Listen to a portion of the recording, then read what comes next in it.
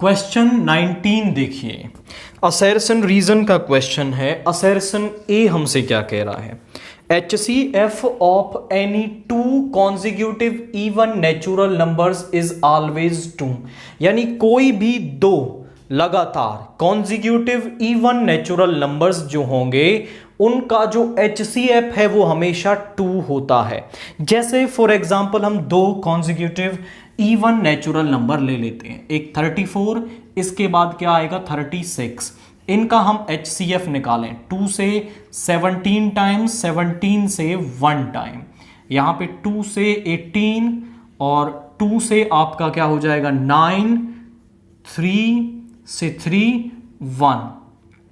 36 के common factor हैं 2 into 2 into 3 into 3। यहां पे 34 के हैं आपके 2 इंटू 17। यहां पे कॉमन वाला जो पार्ट है वो केवल क्या है आपका 2 है, यानी जो HCF है वो हमेशा 2 होगा। क्योंकि जो इवन नंबर्स होते हैं ना वो आपके इस फॉर्म के होते हैं 2 के, यानी 2 का कुछ मल्टीपल, और 2k प्लस 2। अब 2k प्लस 2 में से 2 कॉमन ले सकते हो तो यहां बचेगा k प्लस 1, यहां पे 2k। k और k प्लस 1 दोनों ही अलग अलग नंबर हो जाएंगे, तो इनमें कॉमन पार्ट जो आएगा वो केवल 2 होगा।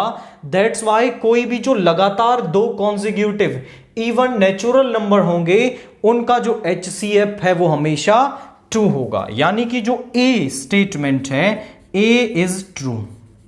जरा R को चेक कर लेते हैं। Even natural numbers are divisible by 2। जो आपके इवन नेचुरल नंबर्स होते हैं वो 2 से डिविजिबल होते हैं। सेम इवन नंबर्स ही हम उनको कहते हैं जो 2 से डिवाइड हो जाते हैं।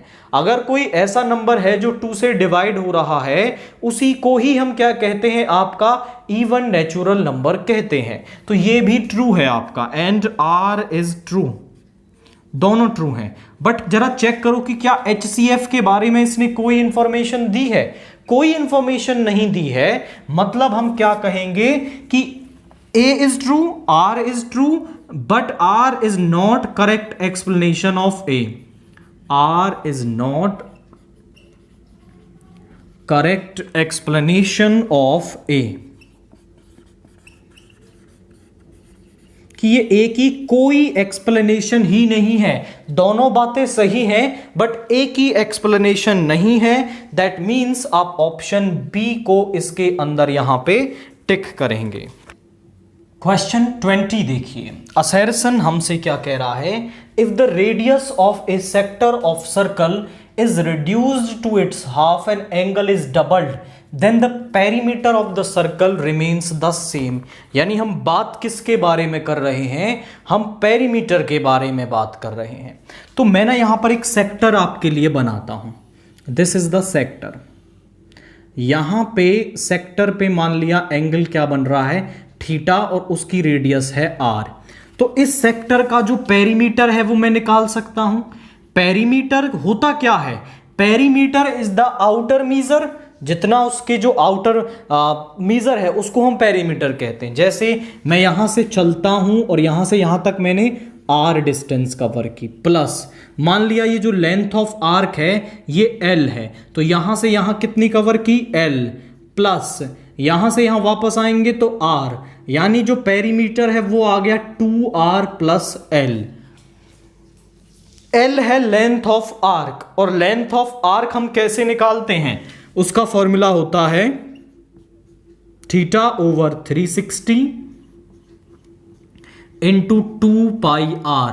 2 से 180 टाइम्स कैंसिल हो गया, तो यहां पे आ गया 2r plus pi r theta over 180।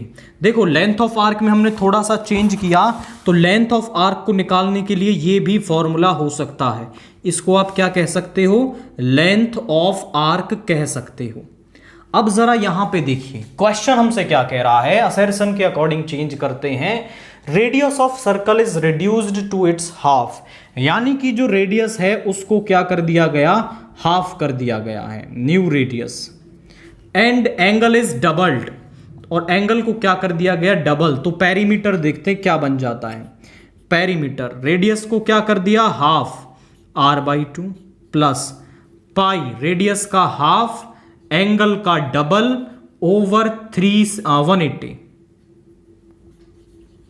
2 से 2 कैंसिल हो गया, 2 से 2 कैंसिल हो गया, R plus pi R theta over 180 degree. तो ये आपका वो पेरीमीटर बन जाएगा। तो आप जरा चेक करो कि क्या दोनों पेरीमीटर्स जो हैं वो यहां पे सेम है आपका। देखिए यहां पे r है, यहां पे 2r है, और ये वाला पार्ट तो दोनों में सेम है, बट यहां r है, यहां 2r है, उससे ही बहुत ज्यादा डिफरेंस आ गया है। मतलब दोनों पेरीमीटर्स आपका सेम नहीं है। तो यहां पे आप कह देंगे कि असर्शन जो है वो फॉल्स है, a इज फॉल्स। एंड यहां पे आप चेक करें, the length of arc subtending angle theta at the centre of circle of radius R. वो कह रहा है कि लेंथ ऑफ आर्क का फॉर्मूला ये होता है। जरा चेक करें, ये हमने अभी निकाला, मतलब बात तो सही कह रहा है, ए इज फॉल्स एंड जो आर है आपका वो क्या होगा, ट्रू होगा। क्वाइट सिंपल था, हमने पहले पेरीमीटर को निकाल लिया, फिर उसमें जैसा असर्शन कह रहा था वैसे चेंजेस कर दिए, और जो आर था वो तो पहले ही लेंथ ऑफ आर का फॉर्मूला दे रखा था। So A is false, R is true, यानी कि आप ऑप्शन डी को इसके अंदर यहां पे टिक करेंगे। सेक्शन बी का क्वेश्चन 21 का ए पार्ट देखिए, क्या कह रहा है हमसे question. Find the HCF and LCM of 480 and 720 using prime factorisation method. Prime factorisation method का यूज करके मुझे LCM और HCF निकालना है। मेरे पास जो नंबर्स हैं वो क्या दे रखे हैं, नंबर्स मुझे दे रखे हैं 480 एंड दूसरे वाला नंबर दे रखा है 720। पहले मुझे इनके प्राइम फैक्टर्स निकालने होंगे। यहां आप देखें तो 0 प्रेजेंट है, 2 से डिवाइड हो जाएगा, 2 2 ज़ा 4 0, यहाँ पे 2 से 1 2 0, यहाँ पे आ जाएगा 2 6 0, यहाँ पे आ जाएगा 2 से 30, अब यहाँ पे 2 से 15, यहाँ पे आ जाएगा आपका दैट इज 3 से 5, 5 से 1 आपका।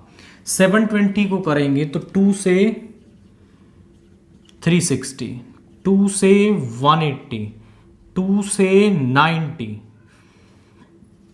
2 से 45, अब 3 से 15, 3 से 5 और 5 से आपका ये 1 यहां पर हो गया है।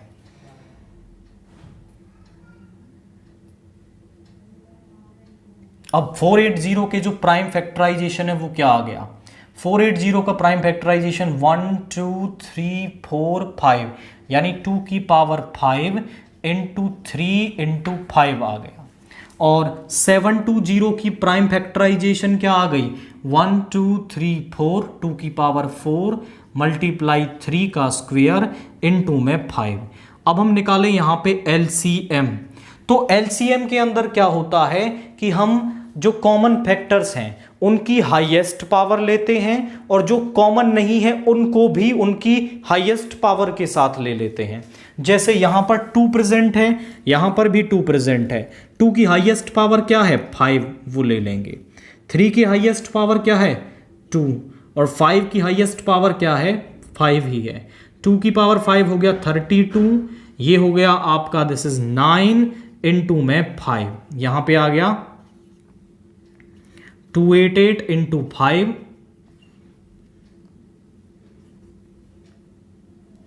1440। और HCF के लिए हम क्या करते हैं, जो कॉमन फैक्टर्स हैं केवल उनको लेंगे और उनकी लोएस्ट पावर लेते हैं, यानी 2 की पावर 4 ले लेंगे। 3 की लोएस्ट पावर क्या है, यहां पे 1 है, यानी ये हो गया 16 इंटू में आपका 3, और यहां पे 5 भी है, सॉरी 5 भी यहां पे प्रेजेंट है दोनों में, तो यहां पे 5 भी आ जाएगा। So this is multiply by 5, 240, यानी जो LCM है वो तो हमारे पास 1440 आया है, एंड जो HCF है वो 240 आया है। की कंसेप्ट क्या रखना है माइंड में, प्राइम फैक्टर्स निकालने हैं, और जैसे ही आप प्राइम फैक्टर्स निकाल लोगे एलसीएम के लिए हम उनकी हाईएस्ट पावर, जो कॉमन है उनकी हाईएस्ट पावर और जो कॉमन नहीं है उन सबको लेकर के लिख देते हैं, तो हमें एलसीएम मिल जाता है। और एचसीएफ निकालने के लिए जो कॉमन है केवल उनको लेंगे और उनकी भी लोएस्ट पावर जो होती है उसको हम यहां पे लेते हैं। 21 का बी वाला पार्ट देखिए क्या कह रहा है। HCF ऑफ 85 एंड 238 जो है उसको लिखा जा सकता है 85m माइनस 238। तो जो m की वैल्यू है वो क्या होगी ये हमें बताना है। तो यहां पे मैं इन दोनों का HCF निकाल दूं। HCF निकालने के लिए हम यहां पे प्राइम फैक्टराइजेशन मेथड का ही यूज कर लेते हैं। 85 ये आपका, हम इसको डिवाइड करेंगे तो ये हो जाएगा 5 से 17 एंड 17 से 1 टाइम। तो 85 के प्राइम फैक्टर्स आ गए 5 इंटू 17 और 238 के प्राइम फैक्टर्स करोगे तो 238 के प्राइम फैक्टर्स आएंगे 2 से कर लो 119। अब ये आपका आई थिंक चला जाएगा, दैट इज फ्रॉम 7 से ये आपका आ गया 17 और 17 तो अपने अलावा किसी से भी डिवाइड नहीं होता। 85 के प्राइम फैक्टर्स हैं 5 इंटू 17, 238 के प्राइम फैक्टर्स हैं 2 इंटू 7 इंटू 17। अब दोनों में जो कॉमन है वो क्या प्रेजेंट है, दोनों में कॉमन प्रेजेंट है आपका 17, यानी दोनों का जो HCF है वो हमारे पास 17 आ गया। और क्वेश्चन ये कह रहा था कि HCF को इसके बराबर लिखा जा सकता है, यानी जो हमने निकाला और जो क्वेश्चन में दे रखा है वो दोनों इक्वल होंगे फ्रॉम फर्स्ट एंड सेकंड। तो यहां पे 85m माइनस का 238 इज इक्वल टू 17। तो यहां पे क्या आ गया, इसको इस तरफ ले आए, 85m is equal to 17 plus में 238, जरा ऐड कर लो, 8 प्लस 7 इज 5, कैरी आ गया 1, 5 255, डिवाइड में ले आओ, m is equal to 255 over 85 और इसे आप डिवाइड करेंगे तो 3 से 5 15 1 और 3 टाइम्स, तो m की जो वैल्यू है वो हमारे पास 3 आ गई। की कंसेप्ट माइंड में क्या रखना है कि HCF आप निकाल लो, HCF क्वेश्चन में दे रखा है, दोनों को जैसे ही आप इक्वेट कर लेंगे तो जो m की वैल्यू है वो आपको यहां पर मिल जाएगी। क्वेश्चन 22 का A वाला पार्ट देखिए। 2 dice are rolled together bearing numbers 4, 6, 7, 9, 11, 12. Find the probability that the product of numbers obtained is an odd number. Quite simple type का क्वेश्चन है बट डिफरेंट क्वेश्चन है। अब तक जो जनरली आपने डाइस देखी है, जो जिसको पासा कहते हैं, जिससे आप लूडो खेलते हैं, तो उस डाइस पर 1 2 3 4 5 6 लिखा होता था। उस तरह के क्वेश्चन आपने बुक में भी किए हैं, लेकिन उसने डाई को ही चेंज कर दिया। अब डाई पर नंबर्स वो हैं जो क्वेश्चन में दे रखे हैं, तो हम यहां लिख देते हैं dice bearing numbers, dice bearing numbers. Dice पर जो नंबर्स हैं वो क्या आ रहे हैं, वो आ रहे हैं 4, वो आ रहा है 6, 7, 9, 11 एंड 12। तो टोटल केसेस मेरे पास क्या बन जाएंगे, टोटल केसेस हम बना लेते हैं। ये करने का यहां पे कुछ अलग पार्ट है, बाकी सब सेम रहने वाला है। देखो, हो सकता है दोनों डाइस पर सेम नंबर है, पहले वाली डाइस पर 4 आ जाए, पहले वाली डाइस पर क्या आ जाए, 4 आ जाए। मैं केसेस बना रहा हूं पूरे। हो सकता है कि पहली डाइस पे 4 आ जाए और दूसरी डाइस पे भी क्या आ जाए, 4 आ जाए, क्योंकि दोनों डाइस एक जैसी ही हैं, सेम नंबर्स हैं। पहली डाइस पे 4 आए, दूसरे वाली पे क्या आ जाए, 6 आ जाए। पहले वाली पे 4 आए, दूसरे वाली पे क्या आ जाए, 7 आ जाए। पहले वाली पे 4 आए, दूसरे वाली पे 9 आ जाए। 4 दूसरे वाली पे 11 आ जाए। 4 दूसरे वाली पे 12 आ जाए। यानी कि जब पहली डाइस पर 4 आएगा तो दूसरी डाइस पर जो भी नंबर्स आ सकते हैं वो सारे मैंने यहां लिख दिए। अब हो सकता है पहली डाइस पर 6 आ जाए और दूसरी डाइस पर 4 आए, पहली डाइस पर 6, दूसरी पर भी 6, पहली डाइस पे 6 आए, दूसरी डाइस पे 7, 6, 9, 6, 11 एंड 6, 12। ऐसा केस बन सकता है। फिर हो सकता है कि पहली डाइस पर आपका 7 आए और दूसरी डाइस पर 4 आ जाए, यहां पे 7, 6 आ जाए, उसके बाद 7, 9 आ जाए, 7, 11 आ जाए, 7, 12 आ जाए। हर बार 6 केसेस हमारे पास आ रहे हैं। क्या रह गया? दिस इज 7, 7 हमने यहां पर लीव कर दिया। 7 आ सकता है, 9 आ सकता है, 11 आ सकता है और 12 भी आ सकता है। यानी पहली पर 7 और दूसरे वाली पर इनमें से सब आ गए। अब हो सकता है पहले वाली पे 9 आए, 9, 4, 9, 6, 9, 7, 9, 9 एंड 9, 11 एंड 9, 12। यहां पर भी 6 ही केसेस आपके आने चाहिए। हो सकता है पहले वाली डाइस पर आपका 11 आए, दूसरे वाली पे 4, 11, 6, 11, 7, 11, 9, 11, 11 एंड 11, 12। उसके बाद पहले वाली पे 12 आए, 4, दूसरे वाली पे 6 आए एंड 7 एंड 9, 11 एंड 12। अब टोटल आप केसेस काउंट कर लें। 1 2 3 4 5 6, 1 2 3 4 5 6, 1 2 3 4 5 6, 1 2 3 4 5 6, 1 2 3 4 5 6, 2 4 6। तो टोटल 36 केसेस आपके पास बन सकते हैं जब ये डाइस पर नंबर्स हैं। जो नॉर्मल डाई होती है उसका भी तो ऐसे ही बनाते हैं हम। अब अगर डाई पे नंबर चेंज हो रहे हैं तो क्या ही फर्क पड़ता है उससे। तो हमने यहां पे अब हम वो मान ले टोटल नंबर ऑफ केसेस कितने हैं हमारे पास। टोटल नंबर ऑफ केसेस जो हैं वो हमारे पास है 36। लेट मैं इवेंट ई मान लेता हूं। Let E denotes the event of getting. क्या प्रोबेबिलिटी वो हमसे पूछ रहा है? वो कह रहा है आप बता दीजिए probability of that the product of numbers obtained is an odd number. कि जो दो नंबर्स आ रहे हैं उनका प्रोडक्ट आपका ऑड नंबर आए। Getting product of numbers odd, product of numbers odd. Odd हमारे पास वो नंबर आए, हमने उसे आपका ई इवेंट मान लिया। तो ई के अंदर क्या क्या केसेस आएंगे। अब इनमें से किस किस का प्रोडक्ट जो है वो आपका ऑड हो सकता है। देखिए अगर एक इवन नंबर है और एक ऑड नंबर है, जैसे 4 7, 4 7 जा 28 इवन नंबर मिलेगा। इवन नंबर का इवन नंबर के साथ प्रोडक्ट इवन नंबर मिलेगा।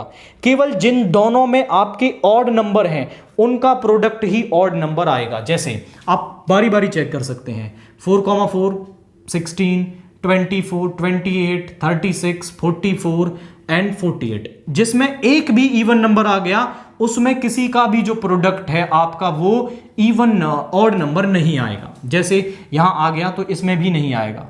7 4 जा 28, 7 6 जा 42, 7 7 जा ये आ गया। 7, 9 जहां दोनों ऑड है वहीं प्रोडक्ट, देखिए इनका प्रोडक्ट ऑड आ रहा है, इनका प्रोडक्ट भी ऑड आ रहा है। यहां पे 7, 11 इनका प्रोडक्ट भी क्या आ रहा है, ऑड आपके पास आ रहा है। 7 12 जा 84 इवन हो जाएगा। 9 4 जा 36 और 9, 7 एंड 9, 9 एंड 9, 11 इनका प्रोडक्ट जो है वो ऑड आएगा। 11, 4 6 11, 7 आ जाएगा। 11, 7 11, 9 एंड 11, 11। इसके अलावा 12 आ गया तो किसी का भी प्रोडक्ट आपका ऑड नहीं आएगा।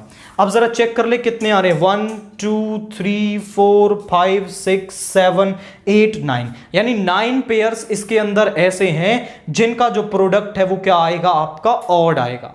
तो यहां पे मैं लिख देता हूं probability of getting, probability of event E क्या हो जाएगी, वो हो जाएगी favourable number of cases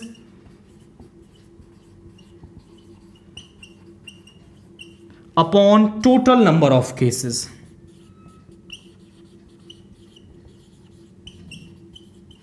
favourable number of cases कितने हैं हमारे पास? 9 है, टोटल है 36, यानी प्रोबेबिलिटी जो है वो 1/4 हमारे पास यहां पे आ गई है। यहां पर हमें जो ये टोटल केसेस जिसका सैंपल स्पेस हमें बनाना था वो आपका एक टफ टास्क था, थोड़ा सा डिफरेंट था, टफ नहीं था, थोड़ा सा डिफरेंट था। उसे बनाने के बाद फिर इस पर किसी भी तरह का वो क्वेश्चन पूछ ले, हम सभी का आंसर यहां पे दे सकते हैं। क्वेश्चन 22 का बी पार्ट देखिए।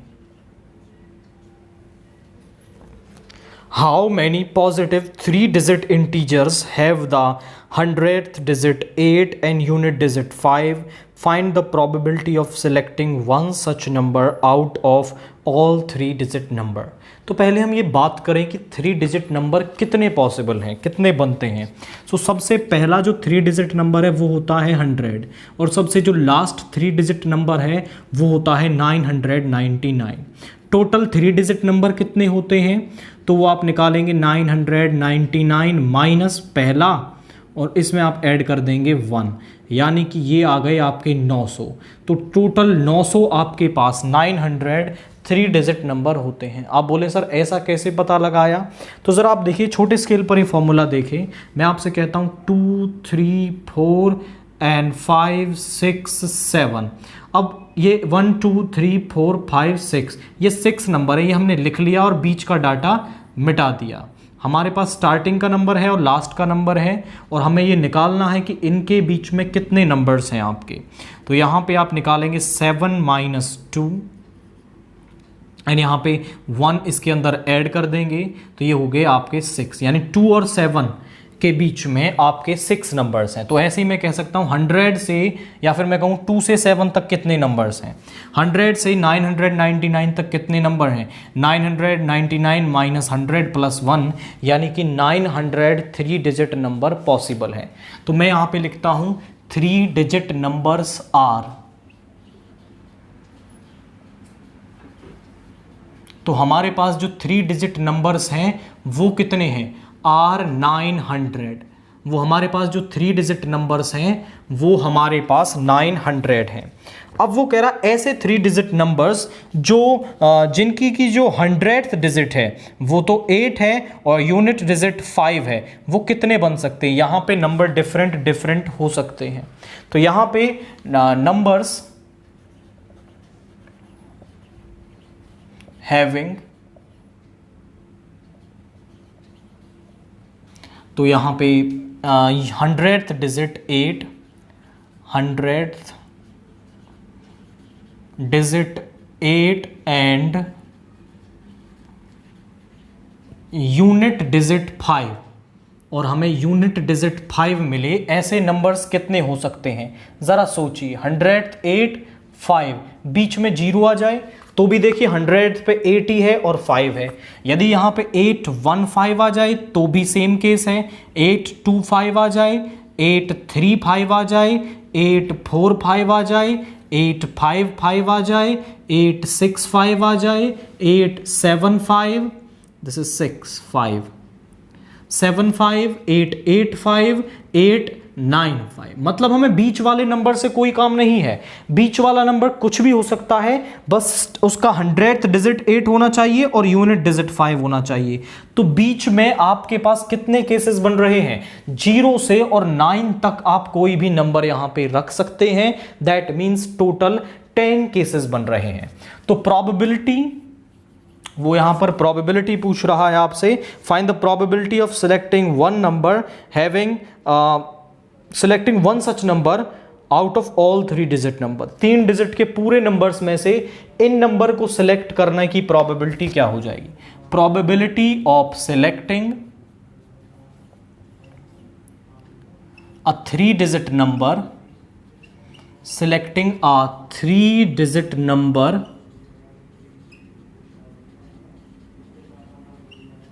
having 8 at 100th position, having 8 at 100th position and 5 at unit,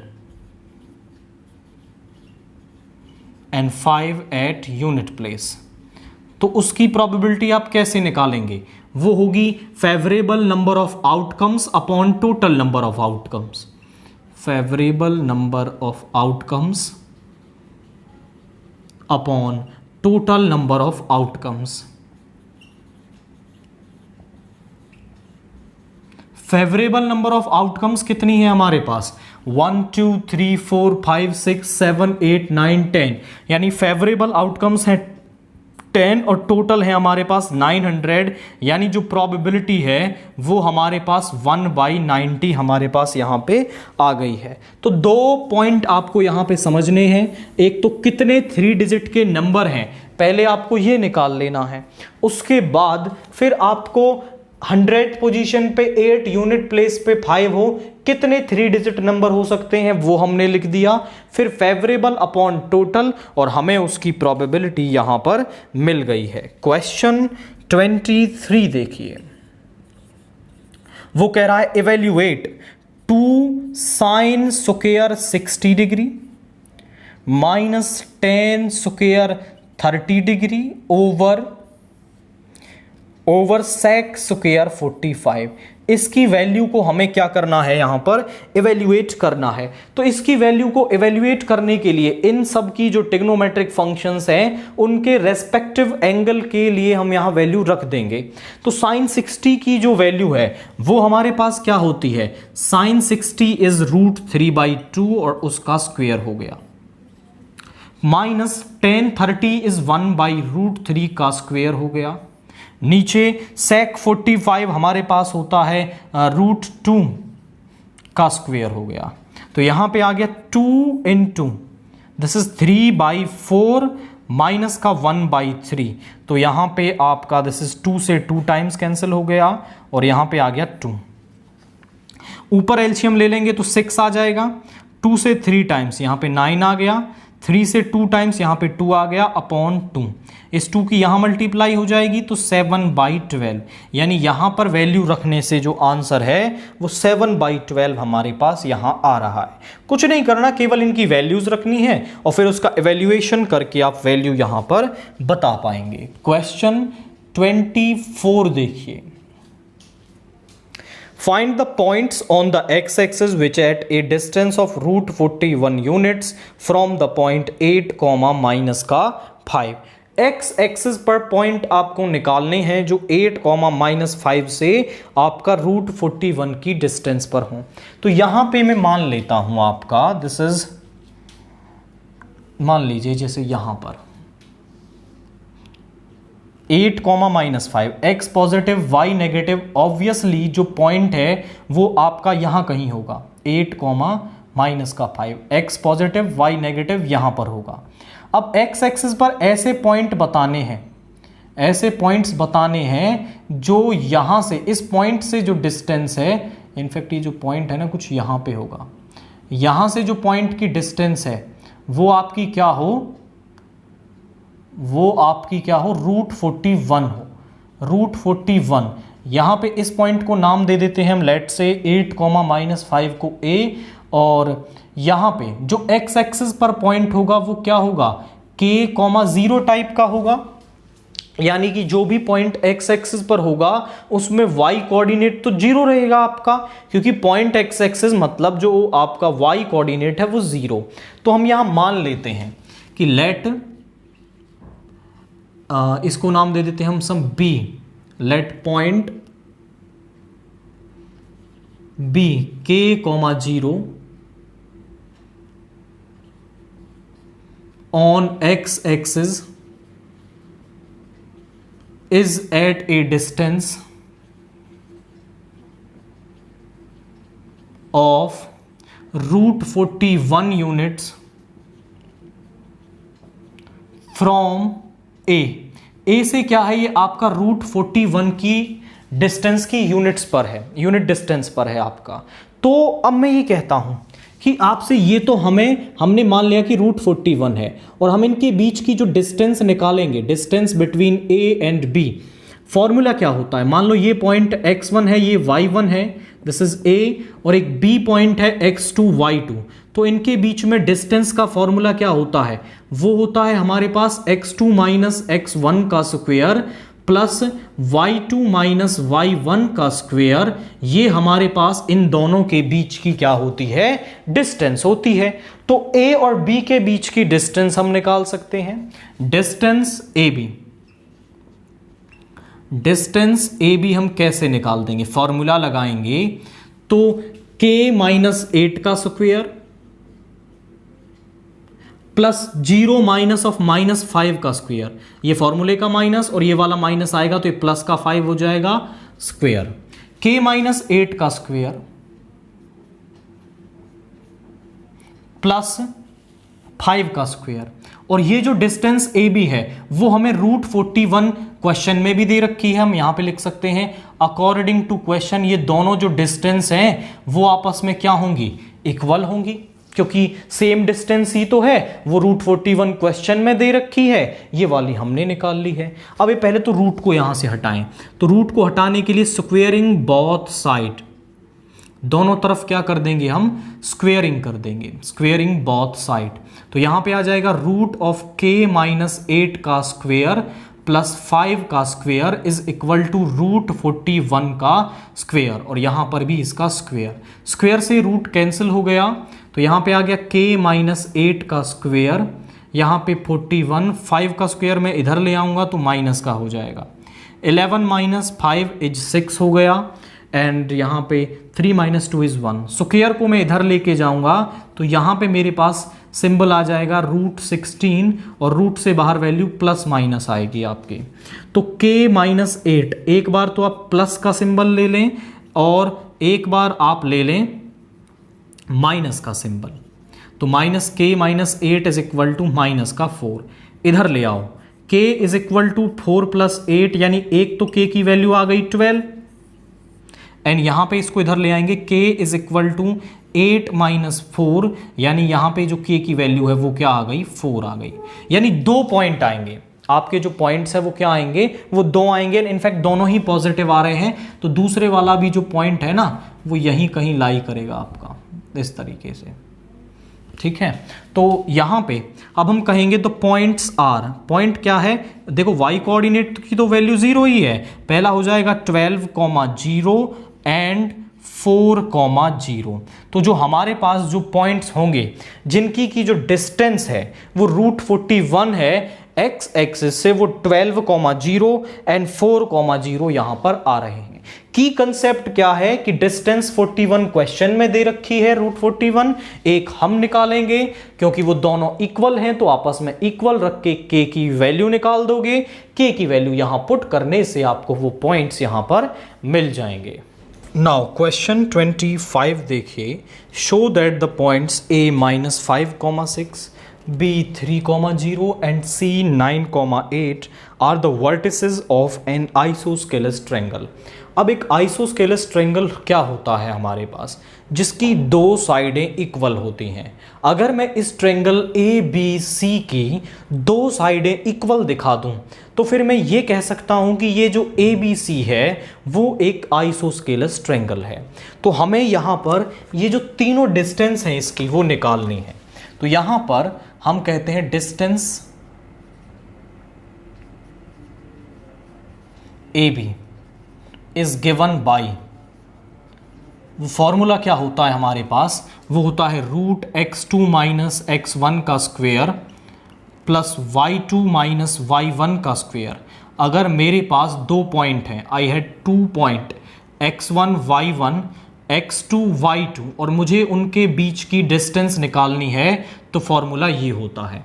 तो ए बी डिस्टेंस किसके इक्वल हो जाएगी, 3 माइनस फॉर्मूले का, और x1 है मेरे पास माइनस का 5 इसका स्क्वायर प्लस 0 माइनस 6 का स्क्वायर और इसका रूट आ जाएगा। अब जरा देखिए ये प्लस हो जाएगा तो ये प्लस का 5, 3 प्लस 5 इज 8 का स्क्वायर 64 माइनस 6 का स्क्वायर 36, यानी ये हो गया आपके पास √100 या फिर मैं कह सकता हूं 10 यूनिट्स। अब यहां पर आप सिमिलर तरीके से BC निकालोगे तो BC is equal to 9 minus of -5 का स्क्वेयर प्लस 8 - 6 का स्क्वेयर, तो यहां पे आ गया आपका ये, दिस इज 9 + 5 इज 14 का स्क्वायर इज 196 प्लस यहां पे आ गया दिस इज 2 का स्क्वायर 4 √200, 100 का रूट आ गया 2 और ये 2 आपका 100 का आ गया 10 और 2 अंदर बच गया 10 √2 यूनिट्स। अब हम निकालें AC, this is okay, this distance is AC, ये हमने क्या निकाल दी है 9 - of -5 8 - 6, दिस इज AC। तो BC क्या मिलेगी 9 - 3 का स्क्वायर प्लस 8 - 0 का स्क्वायर, 9 - 3 इज 6, 6 का स्क्वायर इज 36, 8 का स्क्वायर इज 64, ये हो गया √100 यानी कि आपका 10 यूनिट्स। आप चेक कर लो तो AB और जो आपका BC है उनकी जो लेंथ है वो क्या आ रही है, इक्वल आ रही है। मतलब मैं ये कह सकता हूं कि जो AB और BC है वो इक्वल हैं, तो आपका दिस इज, हम कहेंगे since AB is equal to BC, therefore ABC is a isosceles triangle. तो जो ABC है वो आपका एक आइसोस्केलस ट्रायंगल हमारे पास होगा। क्वाइट सिंपल लॉजिक हमें यहां यूज करना है, साइडें निकाल लेनी है और जैसे ही हमें साइडें मिल जाएंगी फिर आप कह सकते हो कि जो आपका ABC आइसोस्केलस ट्रायंगल यहां पे होगा। सेक्शन C से क्वेश्चन 26 देखिए। इन ट्रायंगल ABC, हमारे पास ABC एक ट्रायंगल है, D, E and F are the midpoints of BC, CA and AB respectively। ये BC का, ये AC का और ये आपका AB का मिड पॉइंट है रेस्पेक्टिवली। देन प्रूव दैट, तो पहले हम गिवन डाटा लिखते हैं, यहां पे डाटा दे क्या रखा है क्लियरली लिख देते हैं। गिवन क्या है हमारे पास कि E, F and D are mid points, E, F and D are mid point. तो ये हमारे पास क्या है, मिड पॉइंट है, ये हमें दे रखा है। दूसरा हमें क्या कह रहा है वो कि अगर ये मिड पॉइंट्स हैं तो मैं यहां पे कह सकता हूं कि जो ये BD है वो आपका CD के इक्वल होगा, क्योंकि अगर ये मिड पॉइंट है तो ये दोनों पार्ट क्या हो जाएंगे, इक्वल हो जाएंगे। तो this BD is equal to CD, ये वाला पार्ट इसके इक्वल होगा, ये वाला पार्ट इसके इक्वल होगा। टू प्रूव क्या है हमारे पास, टू प्रूव हमारे पास डाटा है triangle FBD is similar to triangle DEF। इसे आप बेशक से पहला पार्ट मान लें इसका। दूसरा पार्ट आपको प्रूव करना है triangle DEF is similar to triangle ABC। Okay, समझिए अब यहां आप क्वाइट सिंपल तरीके से समझेंगे कैसे। मैं कहता हूं आपके पास, आपने एक थ्योरम पढ़ी होगी, मिड पॉइंट थ्योरम। ये हमारे पास ABC एक क्या है, ट्रायंगल है। ABC एक ट्रायंगल है, AB का मिड पॉइंट और AC का मिड पॉइंट हमने मान लिया सम DE हैं। अगर मैं इन्हें ज्वाइन करता हूं, अगर मैं AB और AC के मिड पॉइंट को क्या कर देता हूं, ज्वाइन कर देता हूं, तो वो आपका इस BC के पैरेलल होगा। DE is parallel to BC and जो DE है वो हाफ ऑफ BC होता है। जो DE है वो इस BC का क्या होगा, हाफ होगा। ये होती है हमारी मिड पॉइंट थ्योरम। मैंने आपको रिवाइज करवा दी है because we are going to use this theorem in this question. कैसे यूज कर लेंगे, देखिए जरा, F और E मिड पॉइंट है, तो जो FE है वो आपका BC के पैरेलल होगा। अब हम ले प्रूफ कर रहे हैं इसका। आप बोलेंगे कि जो FE है वो पैरेलल होगा किसके, BC के। एंड अगर आप थोड़ा सा ध्यान से देखें तो यहां अब थोड़ा ऐसे देखो ट्रायंगल को, ऐसे की तरफ, ये F और D ये भी तो मिड पॉइंट है। अगर मैं इन्हें ज्वाइन कर लेता हूं तो ये जो FD है ये इस साइड के पैरेलल हो जाएगा, क्योंकि ये मिड पॉइंट को ज्वाइन करने वाली लाइन, और ये वाला इसके पैरेलल हो जाएगा। And this FD is parallel to AC। FD जो है वो आपका AC के पैरेलल है। एफ डी जो है वो इस ए सी के पैरेलल है। इनफैक्ट आप और एक और डाटा लिखें। अब देखो जरा, डी और ई ये भी मिड पॉइंट है, इनको ज्वाइन करने वाली लाइन थर्ड साइड के पैरेलल होगी, यानी जो ईडी है वो ए बी के पैरेलल होगी। ये 3 केस यहां पर होंगे, क्योंकि ये मिड पॉइंट्स दे रखे हैं तो ये आपस में क्या होंगे, पैरेलल होंगे। ये वाली साइड इस वाली साइड के पैरेलल होगी, इसके पैरेलल तो इस एफ बी के भी पैरेलल होगी, और ये इसका हाफ है तो ये दोनों आपस में इक्वल हो जाएंगे।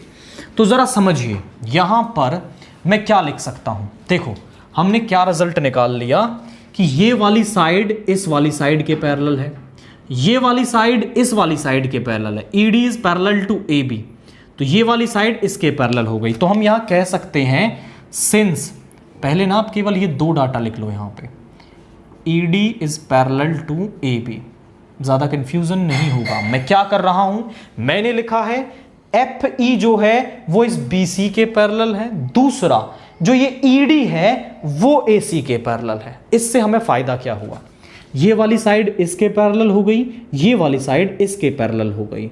तो बी डी ई एफ एक क्या हो गया, B D E F is a parallelogram, B D E F is a parallelogram. आप बोले सर पैरेललोग्राम क्यों बनाया आपने, क्योंकि आप पहला क्वेश्चन देखिए, एफ बी डी, मैं बनाता हूं एफ बी डी यानी ये वाला ट्रायंगल, डी ई एफ इन दोनों को मुझे क्या दिखाना है, सिमिलर दिखाना है, और ये B D E F parallelogram के अंदर आ रहे हैं। सिमिलर दिखाने के लिए अगर मैं 2 एंगल्स को क्या दिखा दूं, कॉरस्पॉन्डिंग एंगल्स को इक्वल दिखा दें, तो एंगल सिमिलरिटी क्राइटेरिया से हम ये कह पाएंगे कि ये आपके क्या हैं, सिमिलर हैं। तो जरा चेक करिए, बीडी और ये एफ ई पैरेलल हैं आपके, तो ये जो एफ डी है ये 2 लाइन पैरेलल हैं, इनके बीच में ये ट्रांसवर्सल, तो ये वाला एंगल इस वाले एंगल के इक्वल होता है, अल्टरनेट इंटीरियर एंगल्स। तो बीडी जो है वो एफ ई के पैरेलल है, तो ये लाइन क्या हो गई, ट्रांसवर्सल, मतलब ये वाला जो एंगल है वो इस वाले एंगल के इक्वल होगा। तो यहां पे, और ये वाला जो एंगल है इसको नाम दे रहा हूं मैं एंगल 1, और ये जो एंगल है वो एंगल 2 के इक्वल होगा। आप बोले सर क्यों, क्योंकि एक पैरेललोग्राम के अंदर अपोजिट एंगल्स क्या होते हैं, इक्वल होते हैं। तो आप कह सकते हो angle 1 is equal to angle 2 because opposite angles of parallelogram, opposite angle of parallelogram, इतना लिख दो बस, अंडरस्टूड रहेगा। अपोजिट एंगल ऑफ पैरेललोग्राम है तो इक्वल होंगे, और इसको नाम दे दो सम एंगल 3 और एंगल 4। एंगल 3 और एंगल 4 इक्वल होंगे बिकॉज अल्टरनेट इंटीरियर एंगल्स। आप पूरा लिखेंगे अल्टरनेट, इसको क्लियर करते हैं यहां से, तो ये क्या हो गए, अल्टरनेट इंटीरियर एंगल। जरा समझे, बस 2 एंगल हमारे लिए सफिशिएंट है। जरा देखिए एफ बी डी और डी ई एफ, ये वाला इन ट्रायंगल ले लो, यहां पे लिख सकते हो आप in triangle F B D and triangle D E F, यहां पे लिख देना आप। तो जरा चेक करिए, बी वाला जो एंगल है वो किसके इक्वल आ गया, ई के आ गया, और जो एफ वाला एंगल है वो डी के आ गया। तो 2 एंगल्स इक्वल आ गए बाय एंगल सिमिलरिटी क्राइटेरिया। यहां पर हम कह सकते हैं कि जो आपका ट्रायंगल एफ बी डी है वो सिमिलर हो गया ट्रायंगल डी ई एफ के। ये क्लियर हो गया आपको, ये हमने सिमिलर कर दिया है। अब अगला क्वेश्चन है डी ई एफ, यानी ये वाला ही एंगल, जैसे मैं इसको अलग बना देता हूं, डी ई एफ और दूसरा ट्रायंगल है ए बी सी, इन दोनों को मुझे सिमिलर दिखाना है। तो मैं अगर ये दिखा दूं कि जो बी है वो ई के इक्वल है और जो सी है वो एफ के इक्वल है, तो 2 एंगल्स इक्वल हो जाएंगे, और by similarity, by angle similarity criteria मैं इन्हें सिमिलर कह पाऊंगा। तो जो बी है वो तो ई के इक्वल है ही, पहले ही हमने दिखा दिया। जो B है वो E के इक्वल है, यानी 1 जो है वो 2 के इक्वल है। B को हमने नाम दे रखा है एंगल 1 और ये है एंगल 2। ये तो पहले ही इक्वल दिखा रखे हैं, ये काम तो हो गया। अब मुझे यहां दिखाना है C को F के इक्वल। C को अगर आप कुछ नाम देना चाहें तो इसे नाम दे सकते हैं एंगल 5 और F को नाम दे सकते हो एंगल 6। यानी मुझे एंगल 5 को एंगल 6 के इक्वल दिखाना है, तो मैं इन दोनों ट्रायंगल्स को क्या कह पाऊंगा, सिमिलर कह पाऊंगा। अब आप थोड़ा दिमाग पे जोर डालें कि अगर मैं ये दिखा दूं कि DCEF इज अ पैरेललोग्राम, तो अपोजिट एंगल्स हैं इक्वल हो जाएंगे। यानी हमारा प्राइमरी टारगेट क्या हो गया है, DCEF को एक पैरेललोग्राम दिखाना। कैसे करेंगे जरा समझें। यहां पे आप बोलोगे सिंस हमने अभी कहा था FE जो है वो DC के पैरेलल है, FE is parallel to DC, मैं ऐसा लिख सकता हूं क्योंकि वो BC के पैरेलल है। एंड या फिर आप सीधा लिख दो BC के पैरेलल है, FE is parallel to BC। And यहां पे ये वाली साइड इस वाली साइड के पैरेलल है, और जो F और D है वो भी मिड पॉइंट है, तो FD is parallel to AC। आप क्या लिख पाओगे, FD is parallel to AC by MPT, mid point theorem. और यहां पे भी आप लिख देंगे by MPT, mid point theorem. अब जरा चेक करिए, ये वाली साइड इसके पैरेलल, ये वाली साइड इसके पैरेलल, और ये आपस में इक्वल हैं क्योंकि ये इसका हाफ होता है और ये इसका हाफ है, तो ये इसके इक्वल हो गया यहां पे। तो आप कह सकते हो since therefore DCEF is a parallelogram, तो DCEF जो है वो एक पैरेललोग्राम, समझो काम हो ही गया। Now in triangle DEF and दूसरे वाला ट्रायंगल कौन सा है, ट्रायंगल ABC, इन दोनों के अंदर ले लिया। अब जरा देखो, angle 1 is equal to angle 2, angle 1 is equal to angle 2 proved above. हमने अभी थोड़ी देर पहले बताया है कि जो एंगल 1 और एंगल 2 हैं वो आपके क्या है, इक्वल है। और एंगल 6 और एंगल 5 को क्या कह सकते हो आप, इक्वल कह सकते हो, या फिर आप लिख दो opposite angles of parallelogram, opposite angles of parallelogram. ये दूसरे वाले पैरेललोग्राम के हैं और ये भी सेम रीजन रहेगा कि ये भी अपोजिट एंगल्स ऑफ पैरेललोग्राम है, इस वजह से इक्वल है। डी वाला एंगल इस वाले के इक्वल है आपका, सॉरी ई वाला इस बी वाले के इक्वल आ रहा है आपका, और एफ वाला इस सी के आ रहा है। तो बाई एंगल सिमिलरिटी क्राइटेरिया, इस एंगल सिमिलरिटी क्राइटेरिया से हम क्या कह सकते हैं, triangle ABC is similar to, यहां पे लिख देते हैं triangle ABC is similar to triangle DEF। Quite easy हो गया, आपने समझा कि हमने किस तरीके से इसे प्रूव किया है। हमने दो पैरेललोग्राम्स बनाए हैं यूजिंग मिड पॉइंट थ्योरम, और जैसे ही वो पैरेललोग्राम बने, ये तो अल्टरनेट इंटीरियर हो गया, ये हमने पैरेललोग्राम बना दिया, अपोजिट एंगल पैरेललोग्राम के इक्वल होते हैं, ये सिमिलर हो गया। फिर ये तो हमने पहले ही दिखा दिया था, और हमने DCEF को क्या बना लिया, आपका पैरेललोग्राम बना दिया, DCEF इसको पैरेललोग्राम बना दिया, और फिर ये वाला एंगल इसके इक्वल हो गया।